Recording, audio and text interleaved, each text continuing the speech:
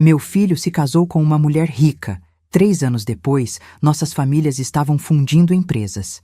Na celebração, meu filho viu a esposa dele colocar algo na minha bebida. Ele trocou os copos. Minutos depois, ela estava falando sem controle. Então, meu filho se aproximou e sussurrou para mim: "Espere meu discurso. Estou prestes a expor toda esta família."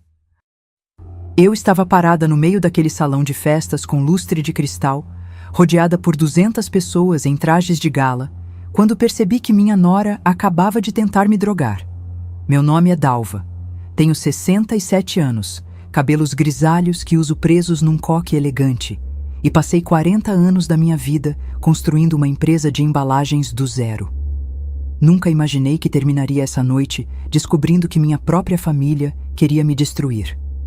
Mas deixa eu voltar alguns segundos. Você precisa entender o que eu vi.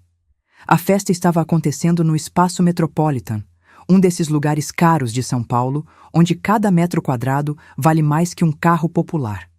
Estávamos celebrando a fusão entre minha empresa e o império têxtil da família Monteiro, a família da minha nora Fabiana. Garçons circulavam com bandejas de champanhe francês. Música suave preenchia o ambiente. Todo mundo sorria. Eu estava próxima ao bar quando vi Fabiana se aproximar da mesa onde haviam deixado minha taça. Ela olhou para os lados, aquele olhar rápido, nervoso, de quem não quer ser vista. Então tirou algo minúsculo do clutch dourado. Um envelope pequeno, branco. Despejou o conteúdo na minha bebida e mexeu discretamente com o próprio dedo. Meu coração disparou. Senti o sangue gelar nas veias, mas antes que eu pudesse reagir, meu filho Ricardo apareceu do nada. Ele tinha visto tudo. Pegou minha taça, trocou pela que estava na mão de Fabiana com um movimento tão natural que ninguém perceberia. Ela nem notou. Ricardo caminhou até mim, me entregou a taça dela, limpa, e sussurrou baixinho, tão baixinho que só eu ouvi: "Bebe tranquila, mãe, eu cuidei de tudo." Então ele voltou para perto da esposa. Sorriu, conversou, como se nada tivesse acontecido. 15 minutos depois, Fabiana começou a falar. E não parava mais. Ela, que sempre foi tão controlada, tão calculista com cada palavra, de repente estava tagarelando sem filtro nenhum. Comentou alto sobre o vestido de uma investidora, reclamou do calor, disse que o canapé estava sem gosto. As pessoas ao redor começaram a olhar, constrangidas. Cristiane, a mãe dela, tentou contê-la. Segurou o braço da filha, mas Fabiana se soltou e riu, uma risada estranha, descontrolada. "Deixa eu falar, mãe. Tô cansada de fingir que gosto dessa gente toda." O silêncio começou a se espalhar pelo salão como uma mancha de vinho em toalha branca. Foi quando Ricardo subiu ao palco, pegou o microfone, olhou para mim. E naquele olhar havia algo que eu não via há muito tempo. O meu filho de verdade. Não o homem distante e frio dos últimos meses, mas o menino que eu criei. O homem que eu achava que tinha perdido. Ele se aproximou de mim, ainda com o microfone na mão, e sussurrou no meu ouvido: "Espere meu discurso, mãe.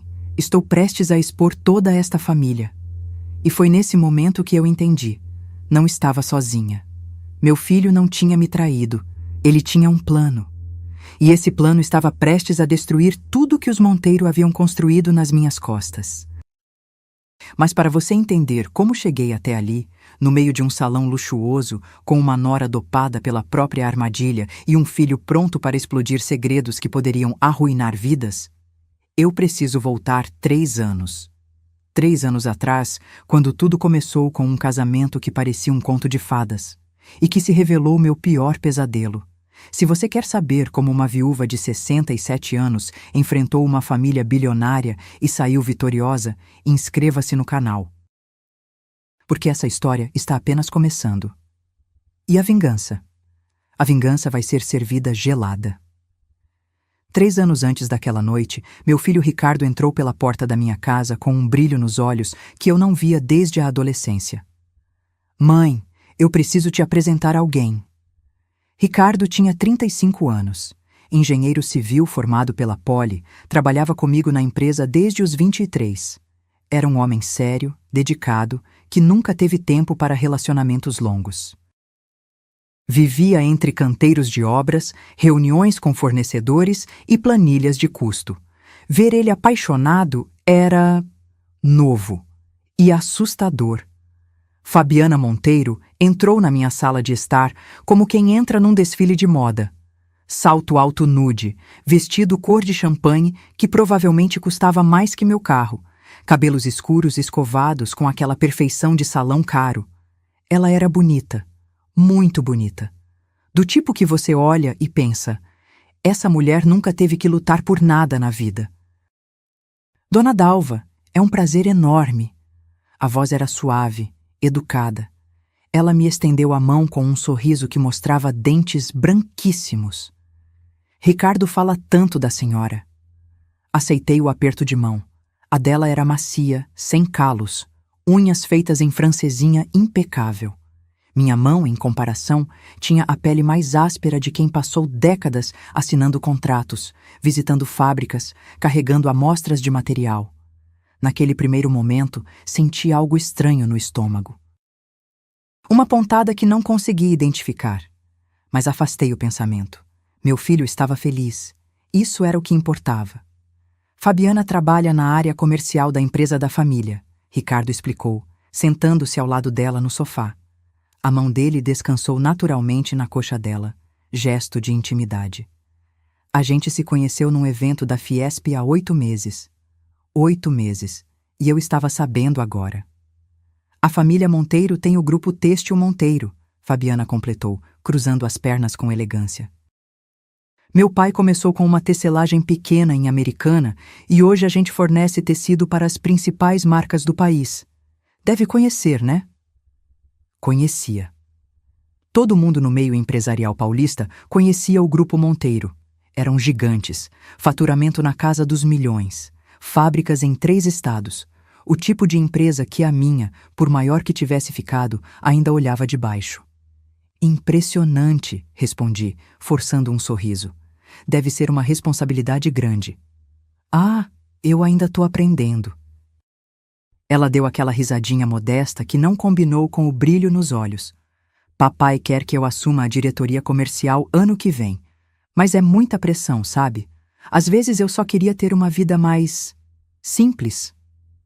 A palavra simples saiu da boca dela como quem fala de algo exótico, distante, como se simplicidade fosse um conceito bonito em teoria, mas impraticável na prática.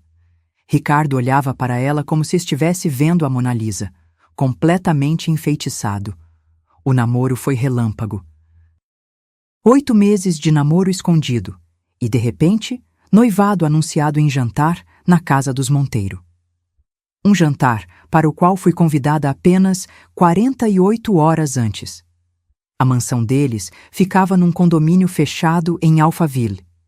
Portão com segurança armada, jardins que pareciam saídos de revista, piscina com borda infinita. A casa tinha 3 andares, home theater, adega climatizada. O tipo de lugar que você vê em novela. Evandro Monteiro, o pai de Fabiana, me cumprimentou com um aperto de mão firme demais. Homem alto, cabelos grisalhos impecavelmente penteados, terno que devia custar uns 10 mil reais. Dalva, prazer. Ouvi falar muito da sua empresa. O tom era cordial, mas havia algo condescendente. Como quem fala com um colega de trabalho menos importante. Embalagens, não é? Interessante. Mercado nichado. Nichado, mas estável, respondi, mantendo a voz firme. Faturamos 18 milhões ano passado. Ótimo, ótimo. Ele acenou com a cabeça, mas já estava olhando para outro lado. 18 milhões para ele era troco de padaria. Cristiane, a mãe de Fabiana, era uma versão mais velha da filha. Mesma elegância calculada, mesmo sorriso que não chegava aos olhos. Ela me avaliou dos pés à cabeça quando nos cumprimentamos. Que blusa bonita, Dalva. Tem um charme vintage. A blusa era nova. Comprei numa loja boa do shopping Iguatemi 3 semanas antes. Mas do jeito que ela falou, pareceu que eu estava usando roupa de brechó. Durante o jantar, fui colocada na ponta da mesa. Ricardo e Fabiana no centro, cercados pelos pais dela, irmão dela, cunhada. Eu, sozinha na ponta, ao lado de uma tia distante que mal me dirigiu a palavra. Foi ali, mastigando um risoto de fungo que provavelmente custou mais que minha conta de luz, que eu vi pela primeira vez. A forma como Cristiane olhava para mim. Não era desprezo aberto, era algo pior. Era como se eu não existisse, como se fosse um obstáculo temporário que logo seria removido. E Fabiana? Ela sorria, segurava a mão de Ricardo, falava sobre os planos de casamento, cerimônia na igreja, festa para 400 convidados, lua de mel na Europa. Mas quando nossos olhares se cruzaram por um segundo, vi algo gelado naqueles olhos castanhos, algo que dizia: "Você não pertence aqui." O casamento aconteceu 6 meses depois. Igreja lotada. Vestido que custou R$80 mil. Festa no mesmo salão onde, anos depois, minha nora tentaria me drogar. Eu sentei na segunda fileira. A mãe do noivo sempre senta na primeira, mas Cristiane esqueceu de me avisar sobre o protocolo. Fiquei ali, assistindo meu único filho casar com uma mulher que eu não conhecia de verdade, cercada por pessoas que olhavam para mim como se eu fosse uma intrusa. Ricardo estava radiante. Fabiana, deslumbrante. E eu sorri. Chorei nas horas certas. Abracei meu filho. Desejei felicidades. Mas no fundo do peito, aquela pontada estranha estava de volta, só que agora era mais forte. Era como um alarme silencioso dizendo: "Cuidado, algo está muito errado." Eu deveria ter escutado, porque o que veio depois foi pior do que qualquer coisa que eu poderia imaginar. Os primeiros 6 meses de casamento foram uma masterclass em como destruir alguém sem levantar a voz. Fabiana era inteligente. Cruel, mas inteligente. Ela nunca me ofendia diretamente. Nunca gritava. Nunca fazia escândalos. O veneno vinha embrulhado em sorrisos, em gentilezas falsas, em frases que pareciam elogios, mas cortavam como lâmina afiada. A primeira vez aconteceu num almoço de domingo na casa deles. Ricardo tinha insistido para eu ir. "Mãe, você precisa conviver mais com a família da Fabi. Vocês vão se aproximar." Cheguei às 11h30, pontual como sempre.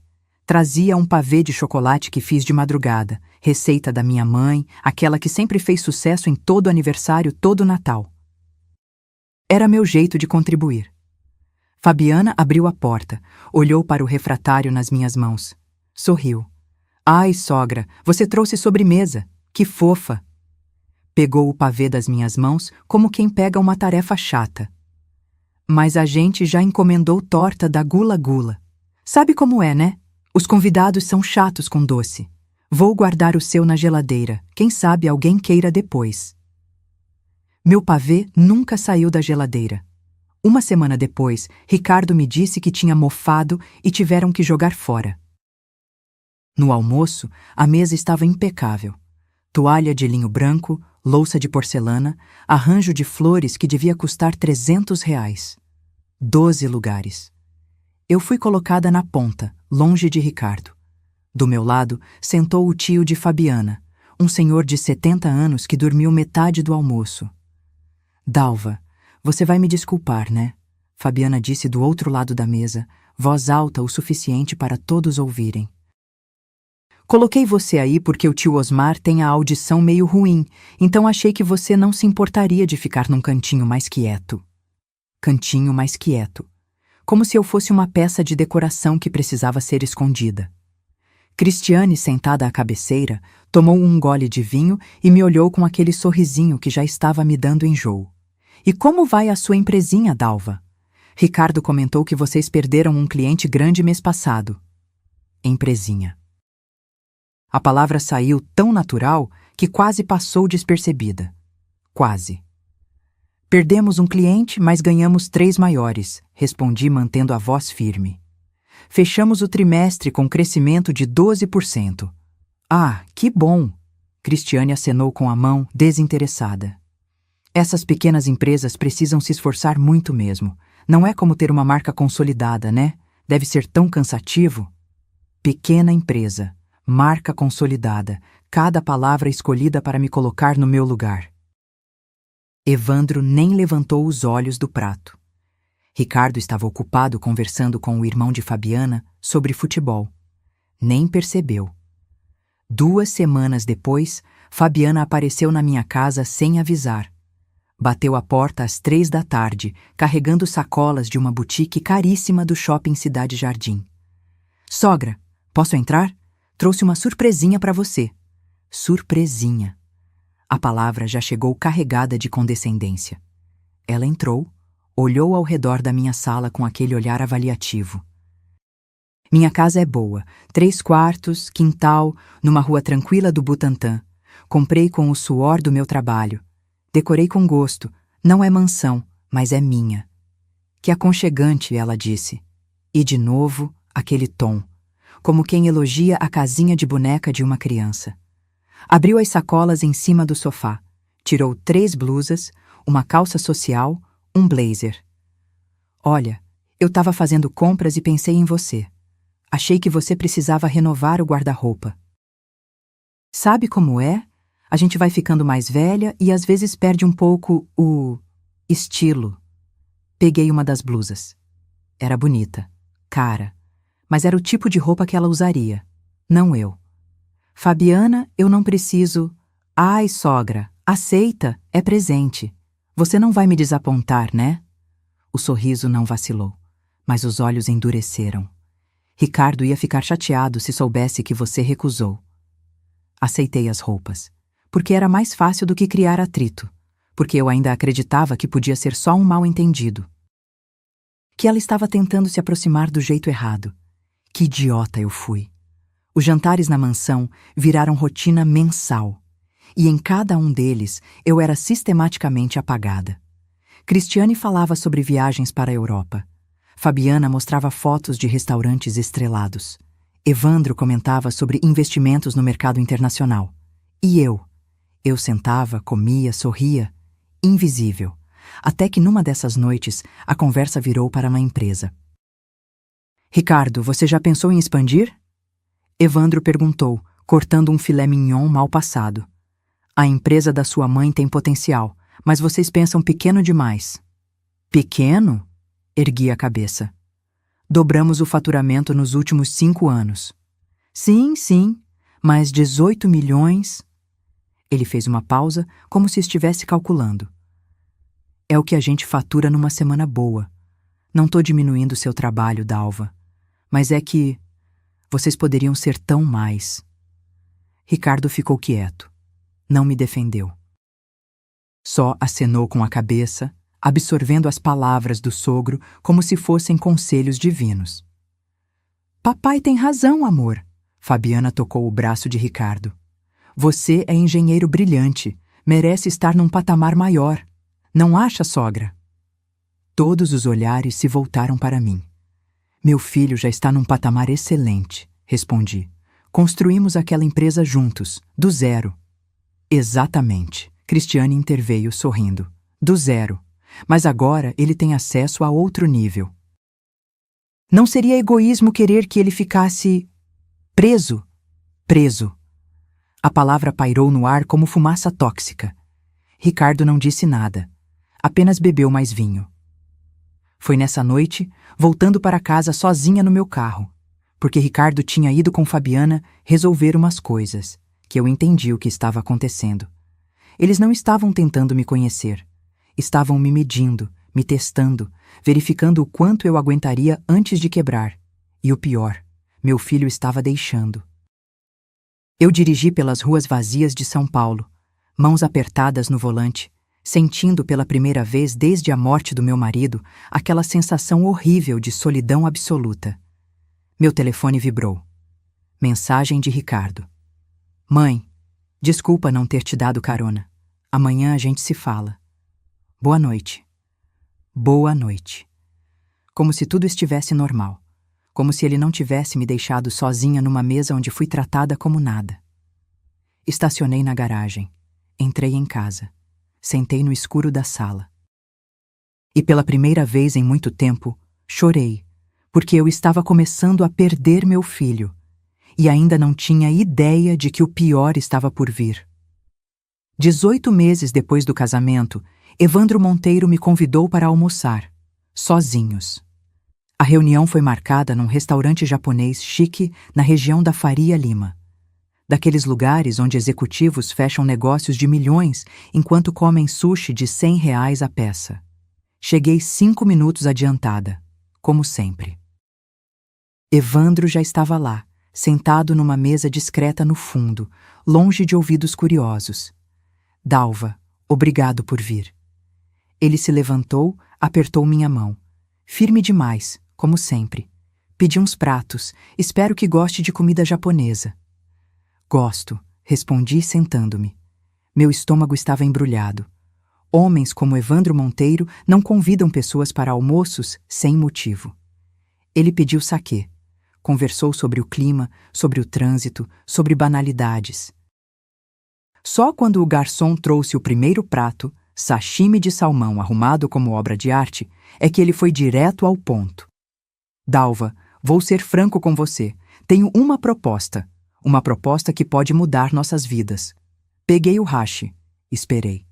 Aprendi cedo que, em negociações, quem fala primeiro geralmente perde. Sua empresa é sólida, bem administrada, e o Ricardo é um engenheiro excepcional. Desperdício ele estar gerenciando uma operação tão limitada. Lá vinha de novo. Quero propor uma fusão, ele continuou, inclinando-se para a frente. Grupo Monteiro e Embalagens Ribeiro, uma holding única. Expandiríamos sua operação, teríamos acesso aos seus clientes de embalagens especializadas e você teria acesso ao nosso capital, nossa estrutura, nosso alcance internacional. Mastiguei o sashimi devagar. Era bom, fresco. Mas minha cabeça estava girando em alta velocidade. E como funcionaria essa fusão? Simples. Ele abriu a pasta executiva que estava ao lado e tirou uma folha impressa, números, gráficos, projeções. Avaliaríamos sua empresa em R$ 22 milhões, valor justo considerando o faturamento atual. Você ficaria com 35% das ações da nova holding. Nós, com 65%. Ricardo assumiria como diretor executivo de operações. 35%. 65%. Números que pareciam generosos, mas significavam uma coisa. Eu perderia o controle. E eu? Perguntei. Qual seria meu papel? Você seria conselheira, participaria das decisões estratégicas, mas convenhamos, Dalva?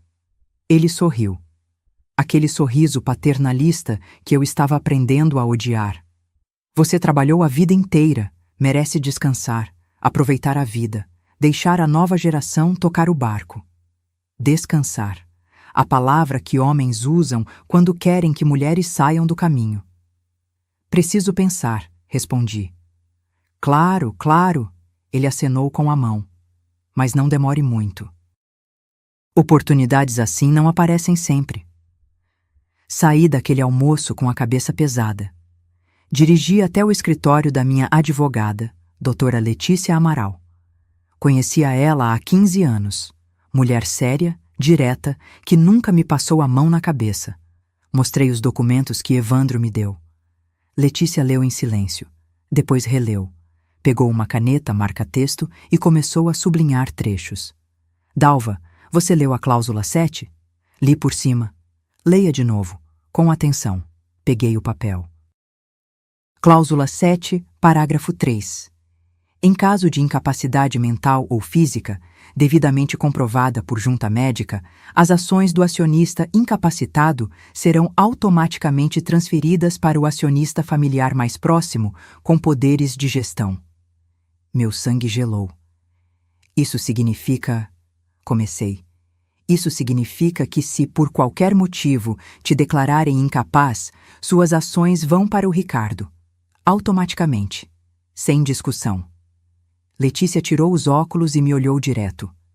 Dalva, eu já vi isso antes. Em casos de herança, em disputas familiares. É uma porta aberta para abuso. Mas Ricardo está casado com a filha deles. Legalmente, ele tem obrigações conjugais. Se a família Monteiro quiser te tirar do jogo, essa cláusula é a ferramenta perfeita. Fiquei em silêncio. Minha cabeça doía. Meu conselho? Letícia continuou. Não assine, ou então negocie para retirar essa cláusula e coloque um prazo mínimo de permanência. Se em 5 anos você quiser sair, sai com seus 35% valendo o que valerem na época. Voltei para casa. Sentei na varanda. Liguei para Ricardo. Mãe, pai do Evandro te contou? A voz dele estava eufórica. Que proposta incrível, né? A gente vai decolar. Ricardo, preciso conversar com você, pessoalmente. Claro, que tal amanhã? Posso passar aí depois do trabalho. Mas quando ele chegou no dia seguinte, não veio sozinho. Fabiana estava com ele.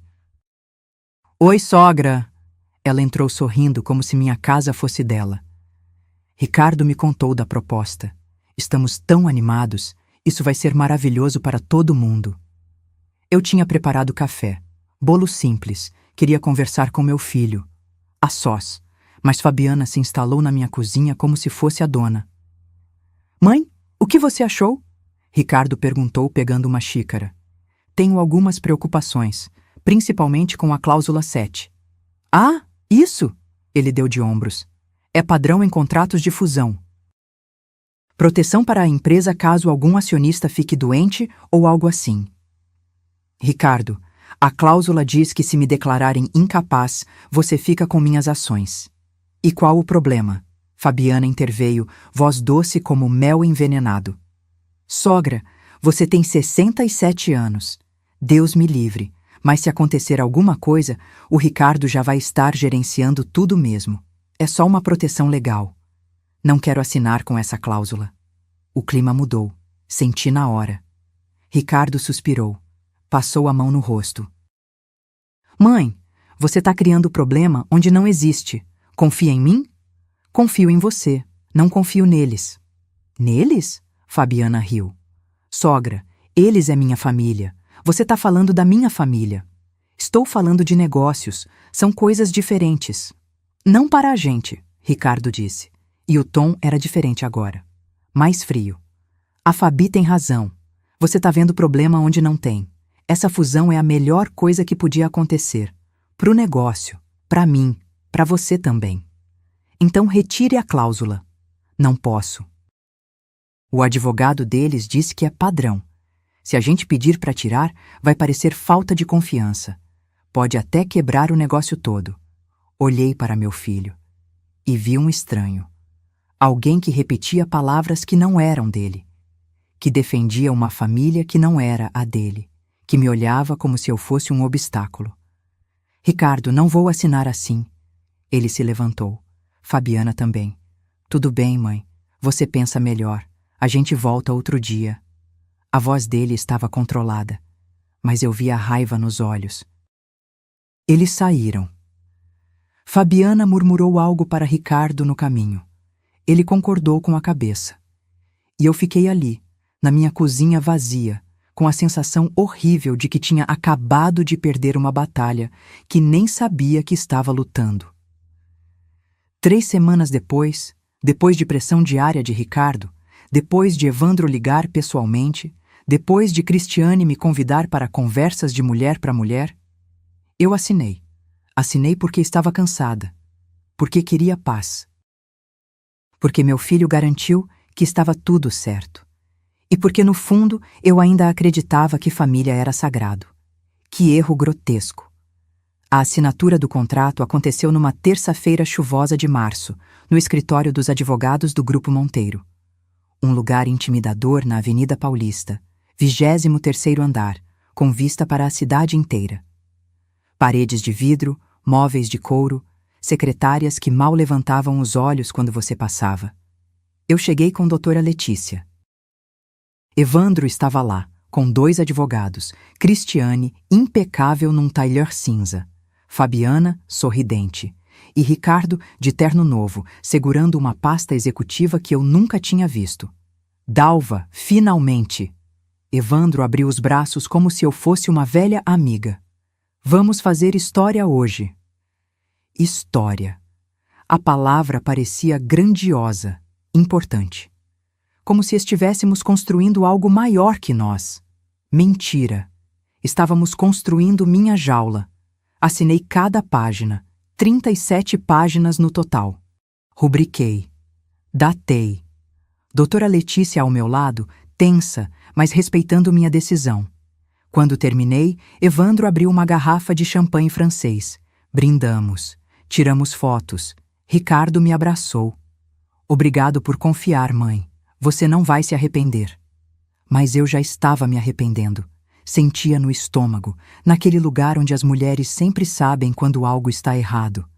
As primeiras 2 semanas foram normais. Reuniões de transição, apresentação de equipes, integração de sistemas. Eu participava de tudo, dava opinião, era ouvida. Até que não era mais. A mudança foi sutil, quase imperceptível. Primeiro, começaram a marcar reuniões importantes em horários que esqueciam de me avisar. Eu chegava no escritório e descobria que tinha acontecido uma decisão grande sobre fornecedores, sem minha participação. Ai, Dalva, desculpa. A secretária nova, contratada por Fabiana, fazia cara de inocente. Eu jurava que tinha te colocado no e-mail. Deve ter sido erro do sistema. Erro do sistema. 3 vezes na mesma semana. Depois, meu acesso aos relatórios financeiros começou a atrasar. Eu recebia os números com 1 semana de diferença. Quando questionava, sempre tinha uma desculpa. O contador novo está ajustando o formato. Logo você recebe tudo atualizado. O sistema está migrando. Então alguns dados ficaram temporariamente indisponíveis. Ricardo pediu para revisar antes de liberar. Você sabe, ele é perfeccionista. Temporariamente. A palavra que virou permanente. 1 mês após a fusão, descobri que 3 dos meus fornecedores antigos, gente com quem trabalhava há 15 anos, tinham sido substituídos. Liguei para o seu Geraldo, dono da gráfica que sempre fez nossas impressões personalizadas. Dona Dalva, também fiquei surpreso. Recebi um e-mail dizendo que a parceria estava encerrada, que vocês tinham fechado com outro fornecedor. E-mail? De quem? Do escritório de vocês. Assinado por... Deixa eu ver aqui. Fabiana Monteiro Ribeiro, diretora comercial. Diretora comercial. Desde quando? Fui direto falar com Ricardo. Ele estava no escritório dele, que antes era nosso escritório, mas agora tinha só o nome dele na placa. Mãe, os fornecedores dos Monteiro têm preços melhores. É gestão eficiente. Você sempre me ensinou isso.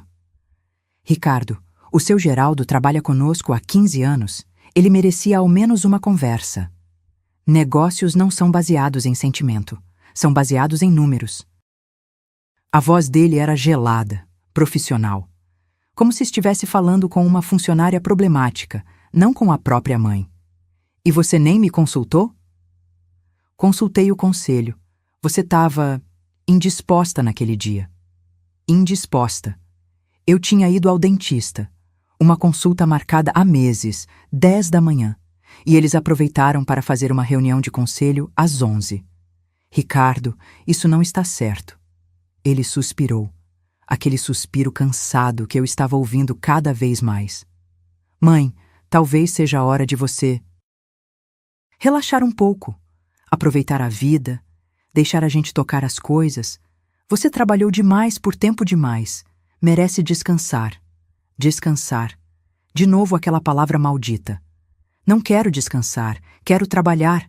É minha empresa. Era, agora é nossa, e eu sou o diretor executivo. O silêncio entre nós foi pesado como chumbo. Saí daquela sala sentindo que tinha perdido mais do que uma discussão. Tinha perdido meu filho. Os meses seguintes foram uma tortura lenta. Cada semana trazia uma nova humilhação disfarçada de eficiência. Minha sala foi realocada para um espaço menor, no fim do corredor. Para você ficar mais tranquila, sem o barulho da produção.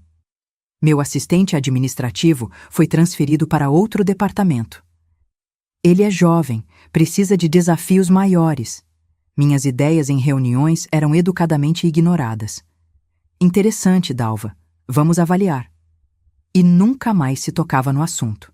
Pior de tudo, o lucro estava crescendo. A empresa estava indo bem. Os números não mentiam. A fusão estava funcionando, financeiramente. Mas eu estava sendo apagada, sistematicamente, metodicamente, como quem apaga um erro de lápis. Comecei a ir menos ao escritório. Não porque quisesse, mas porque cada ida era uma dose de humilhação que eu não sabia mais como engolir. Ricardo raramente me ligava. Quando ligava, era para falar de números, de metas, de estratégias. Nunca perguntava como eu estava. Se eu estava bem. Se estava feliz. Fabiana postava fotos nas redes sociais. Ela e Ricardo em eventos empresariais, sorridentes, poderosos. Construindo o futuro juntos, dizia a legenda. E eu? Eu via aquelas fotos sentada no sofá da minha casa, às 11 da noite, com uma xícara de chá frio na mão, me perguntando onde foi que eu errei, onde foi que perdi meu filho, onde foi que entreguei tudo que construí. Uma noite, 6 meses após a fusão, recebi uma ligação estranha. Número desconhecido. Hesitei, mas atendi. Dona Dalva? Aqui é Joana. Eu trabalhava na casa da família Monteiro. Joana. O nome não me dizia nada. Fui demitida faz 3 meses, sem justa causa. Mas eu sei de coisas que a senhora precisa saber. Meu coração acelerou. Pode falar. Não pelo telefone, eles podem estar gravando. Mas se a senhora quiser se encontrar comigo, tem coisas sobre a Fabiana e a dona Cristiane que vão fazer a senhora entender o que está acontecendo de verdade. Quando? Amanhã, 3 da tarde. Café na Rua Augusta, próximo ao metrô Consolação. Esquina. Eu uso um casaco vermelho. Ela desligou antes que eu pudesse perguntar mais. Fiquei acordada a noite inteira. Parte de mim achava que era pegadinha, paranoia, coisa da minha cabeça cansada. Mas a outra parte, aquela parte que sempre me guiou certo nos negócios, aquele instinto que me fez sobreviver 40 anos num mercado dominado por homens, essa parte dizia: vá, escute o que ela tem a dizer. E foi o que eu fiz. No dia seguinte, às 3 em ponto, eu estava sentada naquele café, mãos suadas, coração disparado. Vi uma mulher de uns 40 e poucos anos entrar, casaco vermelho, olhos nervosos. Ela me viu e veio direto. Sentou-se na minha frente, pegou minha mão e disse a frase que mudou tudo. Dona Dalva, eles estão planejando te declarar incapaz e seu filho sabe de tudo. Mas deixa eu voltar um pouco. Porque antes daquela ligação de Joana, 3 meses antes daquele café na Augusta, eu já tinha ouvido algo que me gelou a alma. Foi num sábado de manhã. Ricardo tinha pedido para eu ir ao escritório dele, não o nosso escritório da empresa, mas o home office que ele montou na mansão que dividiu com Fabiana depois do casamento. Uma casa enorme em Moema, com portaria 24 horas e jardim que mais parecia parque. Mãe, preciso que você assine uns documentos. Nada demais, só ajustes contratuais de rotina. Ajustes de rotina. Outra expressão que eu estava aprendendo a desconfiar. Cheguei às 10 da manhã. Toquei a campainha. Ninguém atendeu. Esperei. Toquei de novo. Nada. Liguei para Ricardo. Caixa postal. Já estava voltando para o carro quando vi a empregada. Não Joana, era outra, mais nova, abrindo o portão lateral para colocar lixo para fora. Dona Dalva, desculpa, ninguém ouviu a campainha. Entra, entra. O doutor Ricardo está no escritório dele. Entrei. A casa estava silenciosa, aquele silêncio pesado de mansão grande com pouca gente dentro. A empregada me indicou o caminho, corredor comprido, escada, segundo andar, última porta à direita. Subi devagar. Meus joelhos não eram mais os mesmos de 20 anos atrás. Cada degrau reclamava.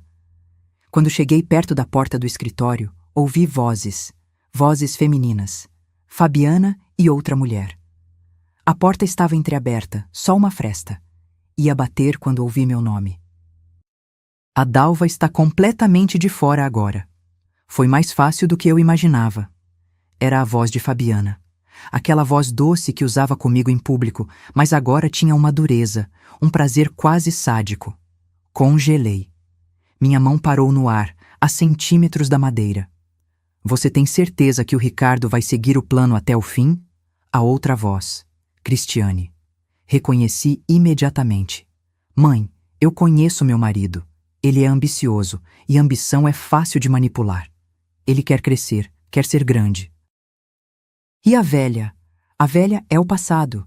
Ele já entendeu isso. Velha. A palavra saiu tão naturalmente que doeu mais do que qualquer tapa na cara. Mas e se ela resistir? Cristiane insistiu. E se ela começar a fazer perguntas sobre os médicos? Médicos? Que médicos? Não vai. A gente foi cuidadosa. Os exames de rotina dela passam pela nossa clínica agora. O Dr. Tavares já sabe o que fazer. Resultados alterados, pareceres sobre declínio cognitivo compatível com a idade, essas coisas. Tudo muito técnico, muito legal. Meu coração estava batendo tão alto que tive medo de que elas ouvissem. E quando você acha que conseguimos pedir a avaliação formal? Mais alguns meses. A gente precisa construir um histórico. 3, 4 laudos mostrando esquecimento, confusão, dificuldade com decisões complexas. Depois, é só convocar a junta médica que a cláusula pede. Com os documentos que a gente tem, nenhum juiz vai questionar. Cláusula. A maldita cláusula 7.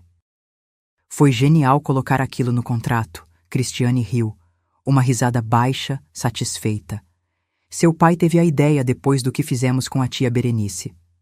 Funcionou perfeitamente com ela. Vai funcionar com a Dalva também. Tia Berenice. Eu tinha ouvido esse nome. Uma tia de Evandro que tinha tido uma empresa de confecções.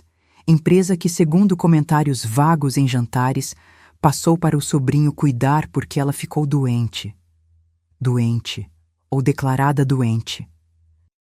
E depois que a gente conseguir a transferência das ações? Fabiana perguntou. Aí você segura o Ricardo por mais uns 2 anos. Tempo suficiente para consolidar tudo. Depois, se quiser se divorciar e ficar com o Rodrigo...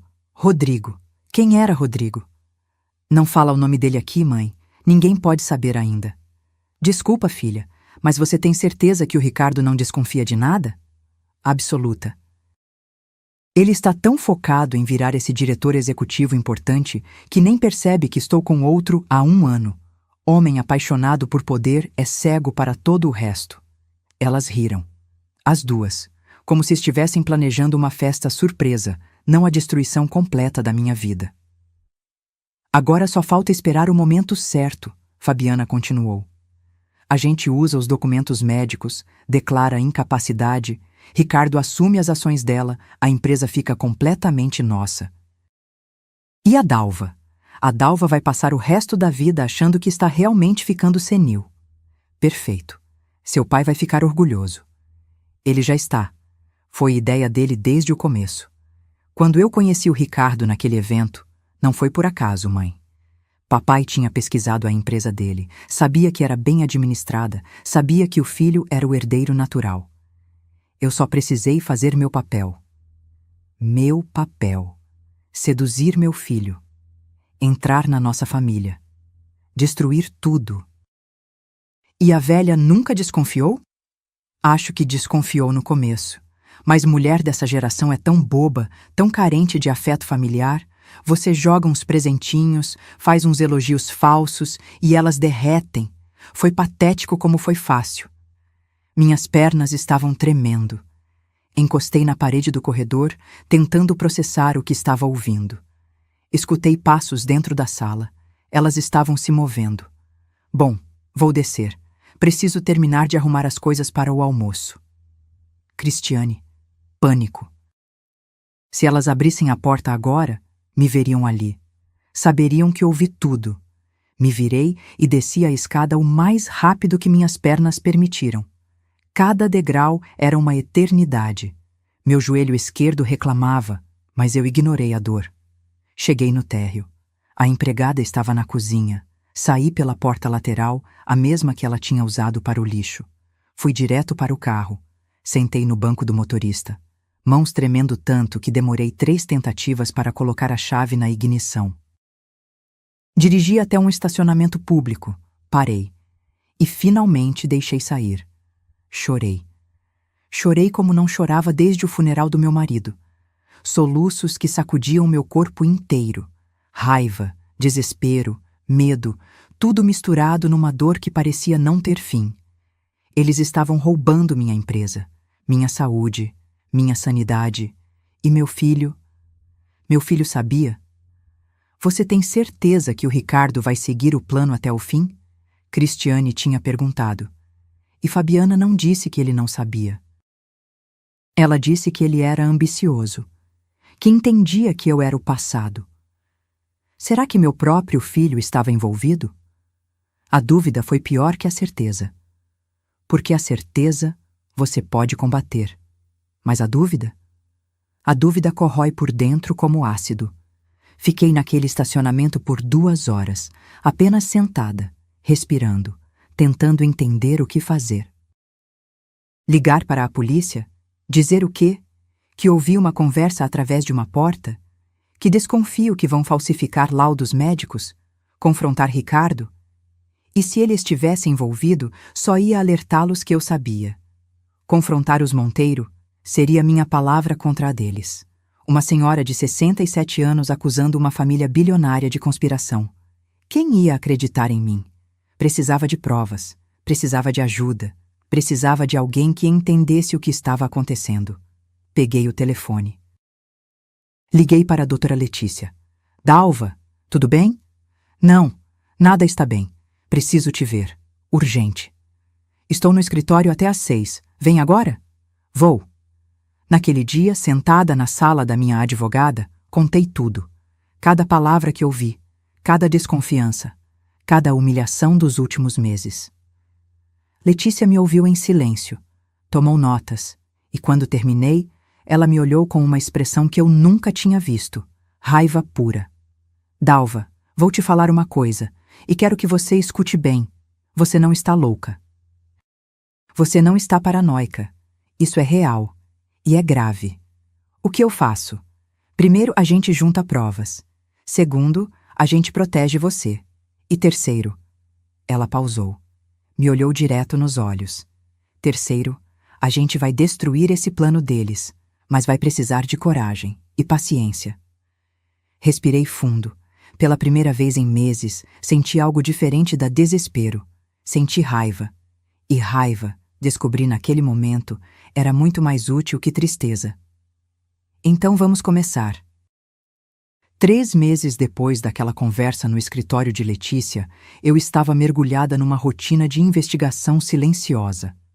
Letícia tinha contratado um investigador particular, Sr. Campos, homem discreto de uns 50 anos, ex-policial civil que agora trabalhava com casos de fraude empresarial. Ele começou devagar. Verificou meus exames médicos dos últimos 6 meses. Descobriu que 3 deles tinham sido realizados na Clínica Santorini, uma clínica particular caríssima em Pinheiros, que Fabiana tinha sugerido que eu usasse. Para você ter o melhor atendimento, sogra. Lá eles tratam você como rainha. Os exames mostravam coisas estranhas, leve comprometimento cognitivo, sinais iniciais de confusão temporal. Recomenda-se acompanhamento neurológico próximo. Letícia pediu uma segunda opinião. Me levou num neurologista de confiança dela, Dr. Paulo Mendes, médico com 40 anos de carreira, respeitado, incorruptível. Ele me examinou por 3 horas. Testes de memória, raciocínio lógico, coordenação motora. Conversou comigo sobre minha vida, minha empresa, meus desafios. No final, me olhou por cima dos óculos de leitura. Dona Dalva, a senhora está com a cognição perfeita para a sua idade. Na verdade, acima da média. Esses laudos que a senhora me mostrou são, no mínimo, exagerados. No máximo, fraudulentos. Fraudulentos. A palavra que eu precisava ouvir. A confirmação de que eu não estava enlouquecendo. Sr. Campos investigou a Clínica Santorini. Descobriu que o Dr. Tavares, o médico que assinava meus laudos, tinha conexões antigas com a família Monteiro. Tinha sido médico particular de Evandro por anos. E tinha um histórico nebuloso. 3 processos no Conselho Regional de Medicina por laudos questionáveis, todos arquivados misteriosamente. Mas eu precisava de mais. Precisava entender a extensão do plano. Precisava saber se tinham feito isso antes. Foi quando Joana ligou. Naquele café na Rua Augusta, sentada numa mesa no fundo, longe das janelas, ela me contou tudo. Joana tinha 43 anos, trabalhou na mansão dos Monteiro por 6 anos. Começou como faxineira, depois virou governanta, pessoa de confiança. Via tudo, ouvia tudo. Dona Dalva, eu não queria te procurar. Tenho medo, mas minha consciência não me deixa em paz. Suas mãos tremiam ao redor da xícara de café. Eu vi eles fazerem isso antes, com a tia do seu Evandro, Dona Berenice. Conta! Joana respirou fundo. Dona Berenice tinha uma empresa de confecções, empresa dela, construída do zero, igual à senhora. Ela tinha 68 anos quando eles começaram. O Evandro queria a empresa. Disse que era para o bem da família, que ia expandir o legado. A história era horrivelmente familiar. Convenceram ela a fazer uma fusão. Mesma história. Vamos unir forças, você merece descansar. Ela assinou e depois começou a ficar confusa. Pelo menos era o que eles diziam. Ela estava confusa mesmo? Não, Dona Berenice era lúcida. Eu conversava com ela. Ela percebia que estava sendo afastada das decisões, reclamava. Mas aí começaram os laudos médicos. Alzheimer precoce, demência senil, um médico atrás do outro confirmando. E o que aconteceu? Conseguiram interdição judicial. Disseram que ela não podia mais cuidar dos próprios negócios. As ações foram transferidas para o Evandro como curador. Ela morreu 2 anos depois, num asilo caro em Campos do Jordão. Sozinha, sem acesso ao próprio dinheiro. Meu estômago revirou. Joana, por que você foi demitida? Ela olhou em volta, nervosa. Baixou a voz. Porque eu vi documentos. Estava limpando o escritório do seu Evandro e vi uma pasta aberta na mesa. Seu nome estava lá. Projeto DR, Dalva Ribeiro. Tinha cronograma, tinha cópias de exames, tinha até esboço de petição judicial. Você tem esses documentos? Não consegui tirar foto de tudo, mas tirei de algumas páginas. Ela pegou o celular. Mostrou. Fotos tremidas, mas legíveis. Era um cronograma. Linha do tempo. Março. Iniciar exames médicos. Maio. Terceiro laudo confirmando declínio. Agosto. Avaliação psiquiátrica compulsória. Outubro. Petição de interdição. Dezembro. Transferência de ações. Estávamos em julho. Faltavam 3 meses para a petição. Eles vão te internar, Dona Dalva, numa clínica psiquiátrica particular. Dizem que é para seu próprio bem. E lá dentro você vai realmente começar a ficar confusa, pelos remédios, pela solidão, pelo tratamento. Lágrimas escorreram pelo meu rosto. Não de tristeza, de raiva absoluta. Tem mais uma coisa, Joana continuou. Sobre seu filho. Meu coração parou. Ele sabe? Eu não sei, mas ouvi conversas. A Fabiana fala com a mãe dela sobre manter o Ricardo focado. Sobre não deixar ele questionar. E tem um cara, um tal de Rodrigo, sócio do pai dela. Vi ela com ele 2 vezes, no shopping, escondidos, nos fundos do estacionamento da empresa. Eles se beijaram. Fabiana estava traindo meu filho, enquanto usava ele para me destruir. Joana, você toparia falar tudo isso oficialmente? Para minha advogada? Para a polícia, se for necessário? Tenho medo. Eles têm muito poder, Dona Dalva. Eu sei. Mas se você me ajudar, eu te protejo. Financeiramente, legalmente. E quando isso acabar, você vai ter um emprego na minha empresa, com carteira assinada, com respeito. Ela ficou em silêncio. Pensei que fosse recusar. Então, ela acenou com a cabeça. Tá certo. Vou te ajudar. Mas, por favor, não deixa eles saberem que fui eu, pelo menos até tudo estar resolvido. Prometo. Saímos daquele café 2 horas depois. Joana me passou todos os contatos que tinha. Outras ex-funcionárias demitidas, fornecedores que tinham sido pressionados pelos Monteiro, até o nome de um contador interno que tinha pedido demissão depois de ser forçado a alterar documentos. Sr. Campos começou a entrevistar cada um, devagar, discretamente. Enquanto isso, eu continuava fingindo. Ia às reuniões quando me chamavam, cada vez mais raras. Sorria para Ricardo, aceitava as sugestões de Fabiana sobre cuidar da minha saúde. Mas por dentro estava montando um arsenal. Uma semana depois do café com Joana, Letícia conseguiu algo crucial: ordem judicial para instalar escutas legais no escritório da holding. Ela argumentou que havia suspeita de fraude empresarial e conseguiu convencer um juiz conhecido por ser incorruptível. As escutas foram instaladas. Em 3 semanas, tínhamos 17 horas de gravações. Cristiane e Fabiana falando sobre os próximos passos do plano Dalva. Evandro orientando o advogado sobre como redigir a petição de interdição. E pior, um telefonema entre Fabiana e o Dr. Tavares. Doutor, precisa de mais um laudo, dessa vez com sinais de psicose, algo que justifique internação involuntária se for necessário.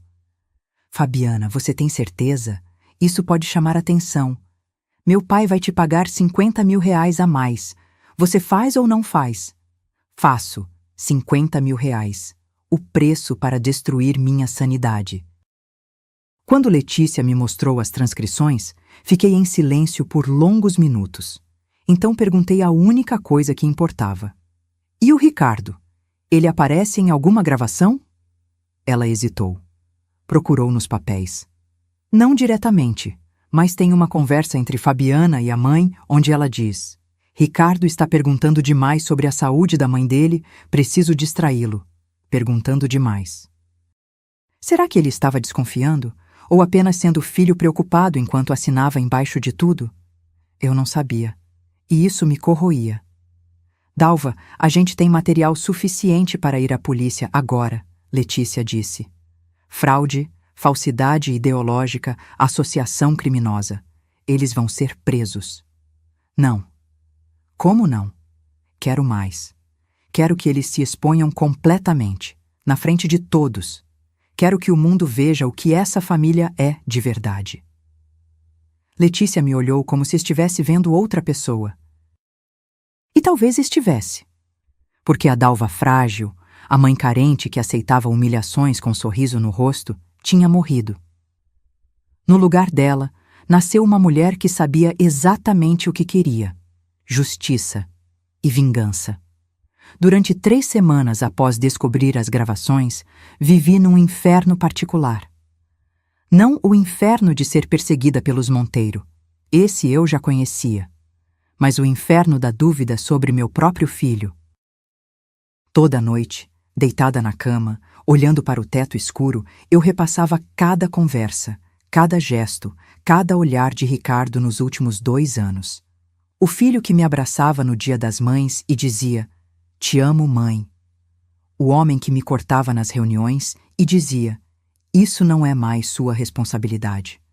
Qual era real? Ou os dois eram?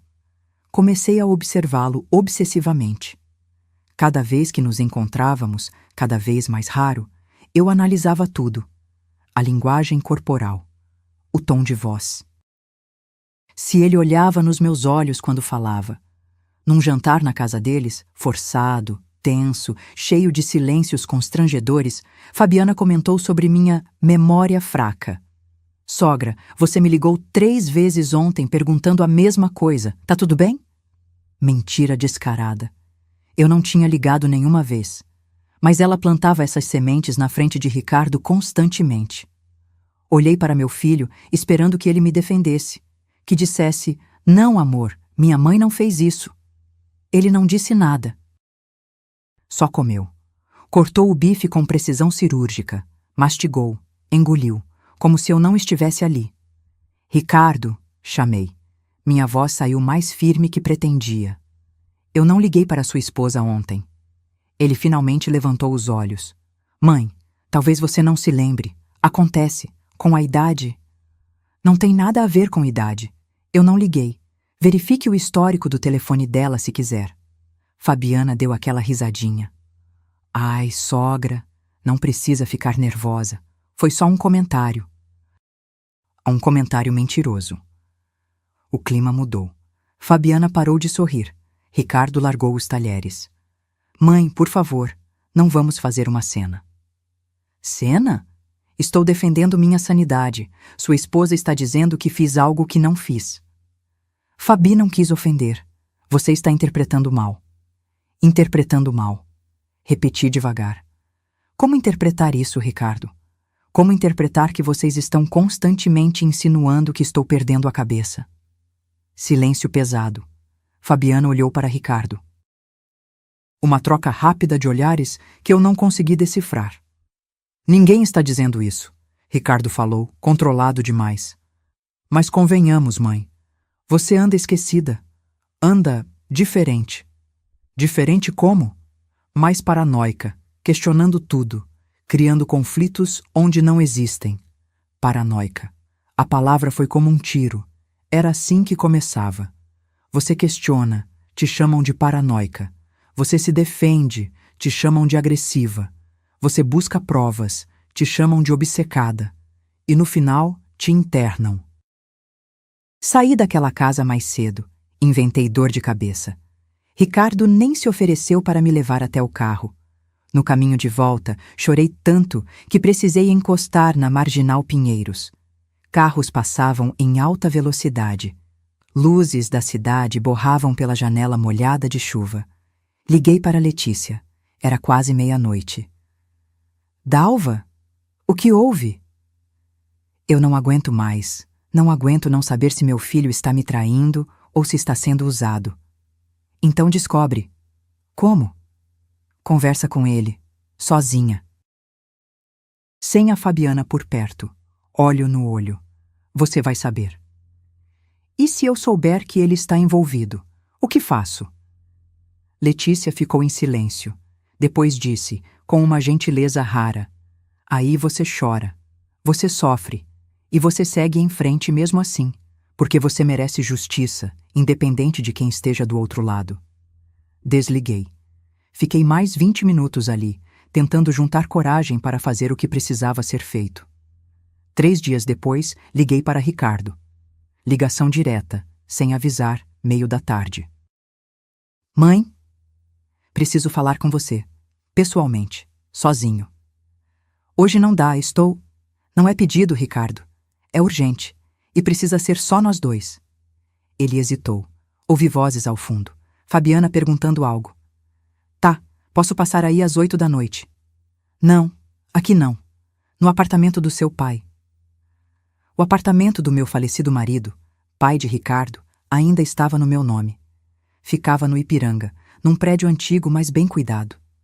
Era pequeno, 2 quartos, mas tinha sido nosso primeiro lar. Guardávamos como investimento, mas também como memória. Ninguém ia lá faz meses. Era neutro, privado, sem escutas dos Monteiro. Por que lá? Porque sim, 8 horas. Não me decepcione. Desliguei antes que ele pudesse discutir. Cheguei às 7h30. Abri o apartamento. Cheiro de mofo, poeira acumulada. Liguei as luzes.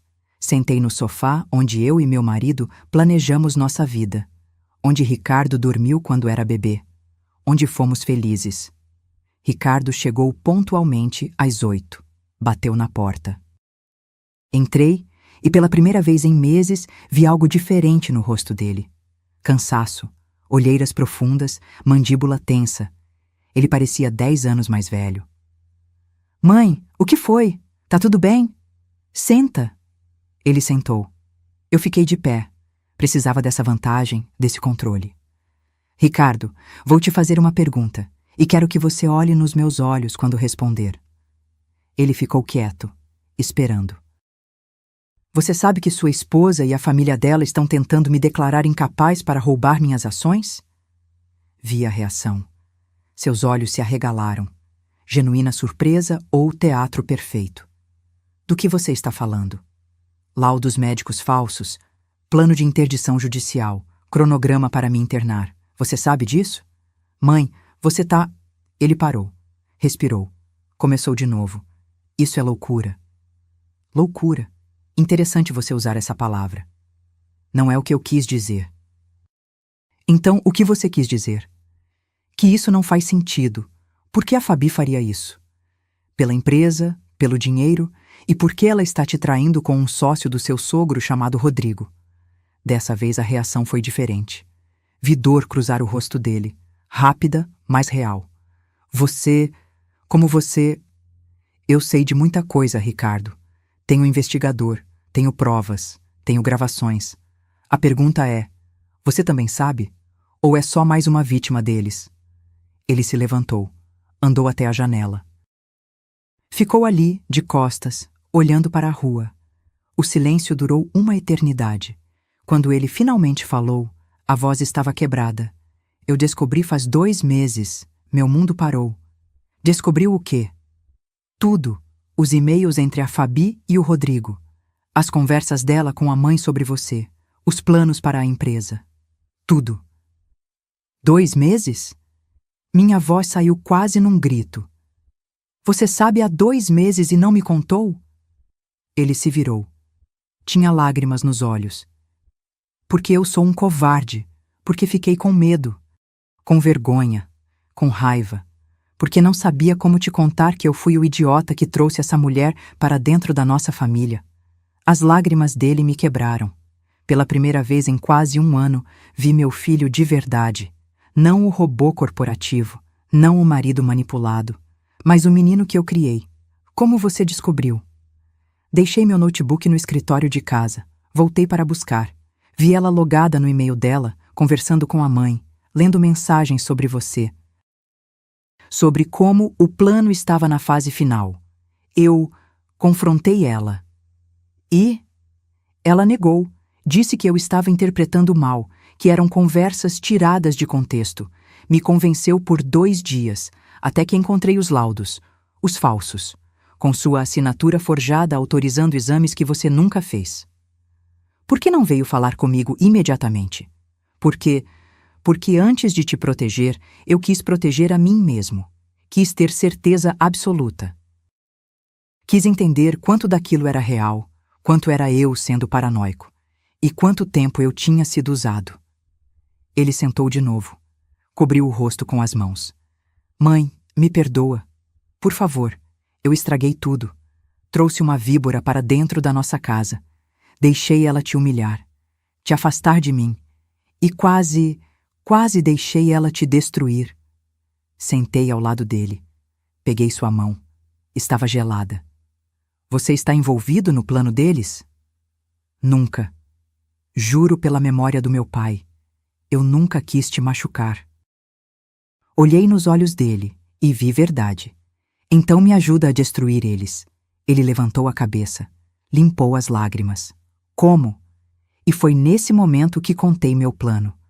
Nos 15 dias seguintes, minha sala de estar virou quartel-general de guerra.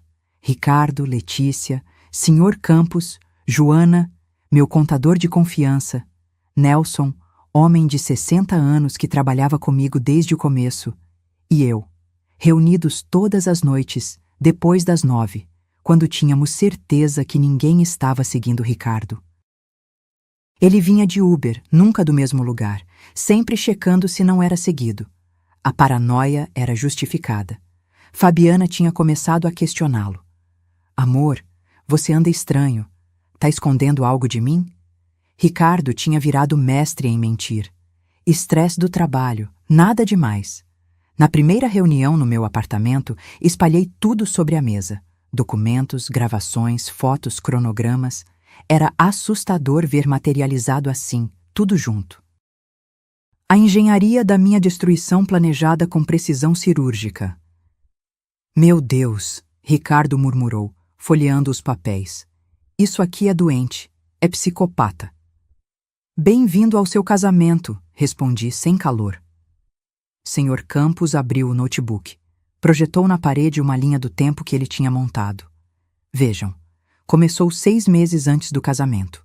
Evandro Monteiro fez uma pesquisa detalhada sobre a Embalagens Ribeiro. Contratou uma consultoria para avaliar a empresa. Descobriu que era sólida, lucrativa, com potencial de crescimento. Ele clicou. Outra tela. Aí apresentou a filha ao Ricardo num evento que não foi coincidência. O convite dele foi articulado por um cliente em comum, cliente que, surpresa, recebe descontos especiais do Grupo Monteiro. Eles planejaram até nosso primeiro encontro? Ricardo estava branco. Até isso? Tudo, Sr. Campos confirmou. E tem mais. O Grupo Monteiro está falido. Silêncio absoluto na sala. Como assim falido? Perguntei. Nelson, meu contador, pegou uma pasta, ajustou os óculos. Consegui acesso, legal, através de parceiros do Tribunal de Justiça, aos balanços reais do Grupo Monteiro. Não os que eles apresentam publicamente. Os reais. Ele colocou papéis na mesa. Eles devem 95 milhões de reais para bancos, fornecedores, investidores internacionais. Fizeram investimentos ruins nos últimos 5 anos, expansão mal planejada, fábricas que não deram retorno. Uma delas na Bahia faliu completamente, prejuízo de 30 milhões. 95 milhões? Ricardo repetiu, incrédulo. Mas eles vivem como se fossem bilionários. Fachada, Nelson disse. A mansão? Hipotecada 3 vezes. Os carros? Leasing empresarial. As viagens? Financiadas com crédito que eles não conseguem pagar. Eles estão num castelo de cartas prestes a desabar. E a fusão? Comecei a entender. A fusão era oxigênio. Sua empresa tem 18 milhões em caixa, sem dívidas. Fluxo positivo. Eles precisavam desse dinheiro para cobrir os buracos. Não era expansão, era sobrevivência. Olhei para os números. A mentira era tão grande, tão absurda, que quase parecia impossível. Eles iam usar meu dinheiro para pagar as dívidas deles? Exatamente. E depois, com você fora do caminho, Ricardo seria só um funcionário. Eventualmente, eles dariam um jeito de tirar ele também. Provavelmente através de um divórcio onde a Fabiana ficaria com parte das ações dele. Ricardo passou a mão pelo cabelo. Eu sou tão idiota. Como eu não vi isso? Porque você estava apaixonado, Letícia disse, não sem gentileza. E pessoas apaixonadas são cegas. É biologia. Não me consola. Sr. Campos continuou clicando. Mais fotos. Fabiana e Rodrigo. Shopping Cidade Jardim, estacionamento, hotel, motel. O amante dela é Rodrigo Bastos, sócio minoritário do Evandro. 32 anos, casado, 2 filhos.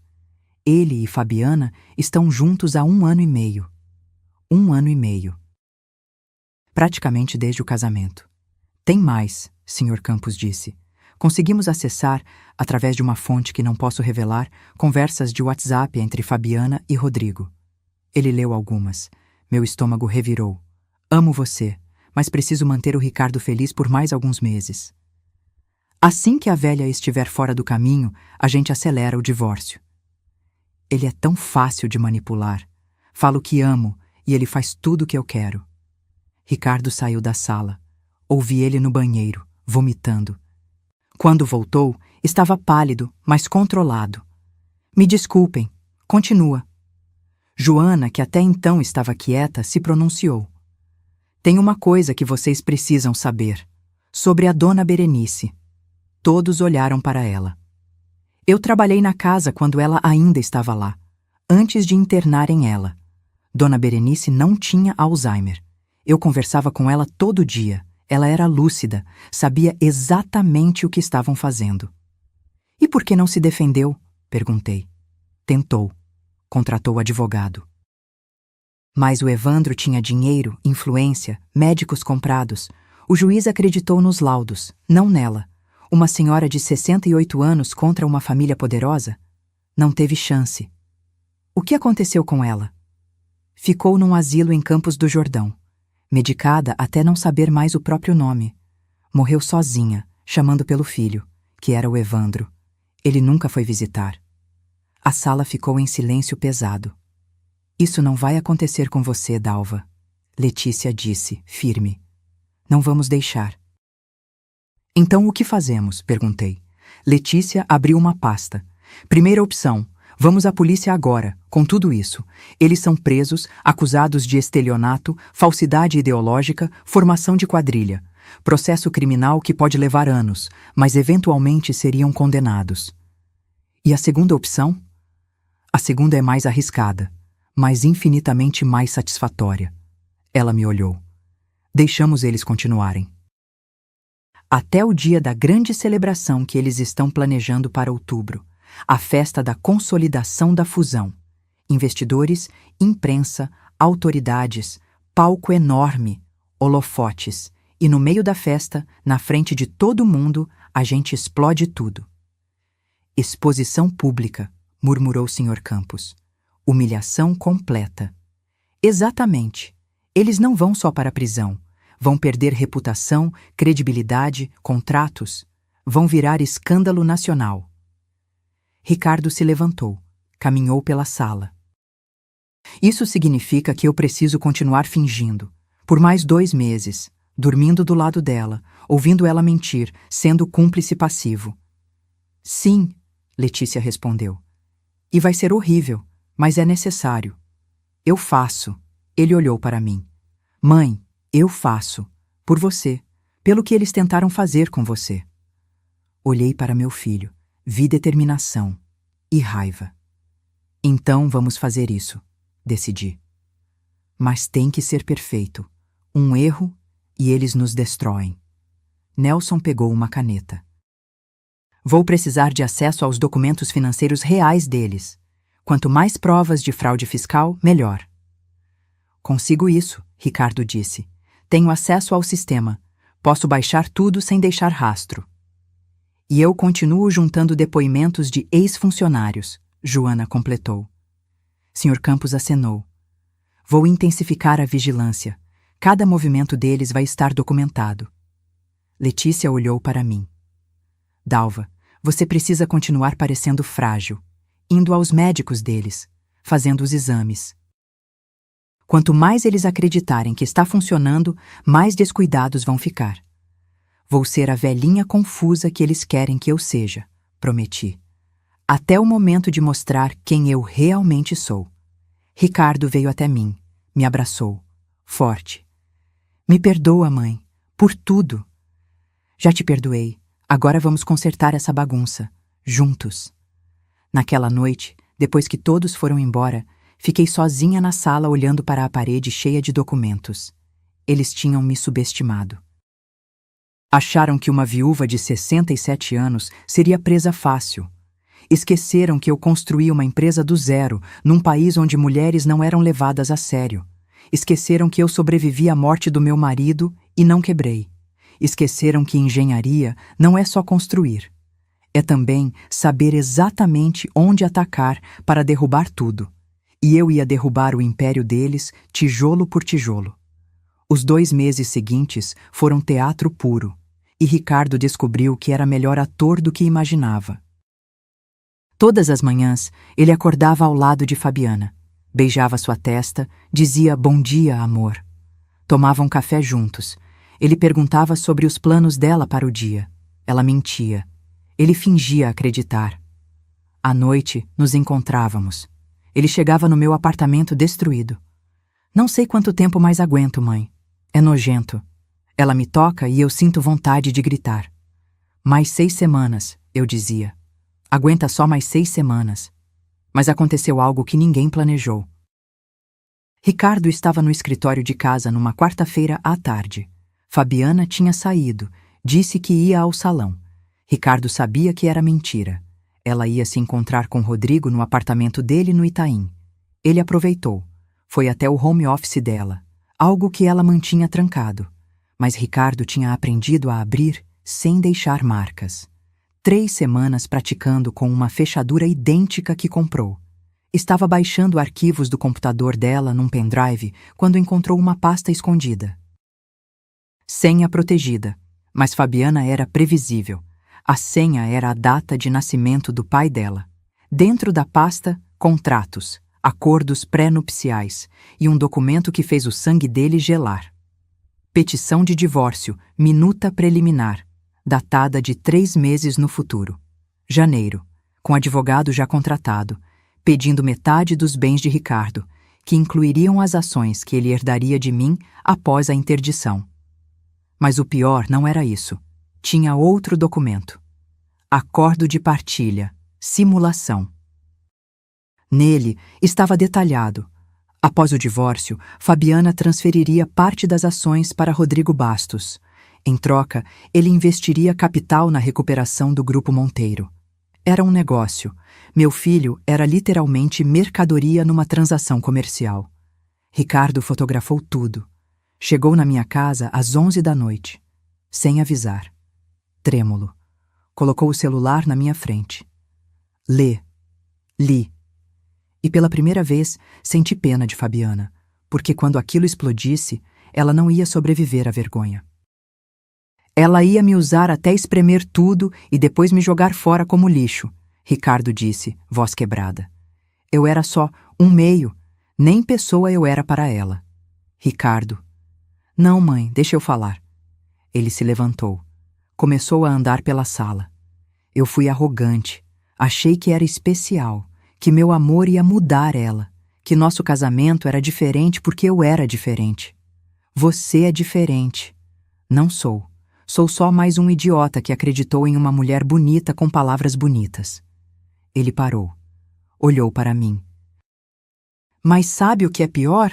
Não é a traição, não é o golpe. É saber que enquanto isso tudo acontecia, eu deixei ela te machucar, te humilhar, te afastar de mim. Você não sabia. Eu sabia que algo estava errado. Desde o começo. Você tentou me avisar. A advogada tentou avisar. Meu instinto gritava. Mas eu ignorei tudo porque eu queria acreditar que tinha encontrado o conto de fadas. Ele sentou no chão. Literalmente. Encostou na parede e desabou.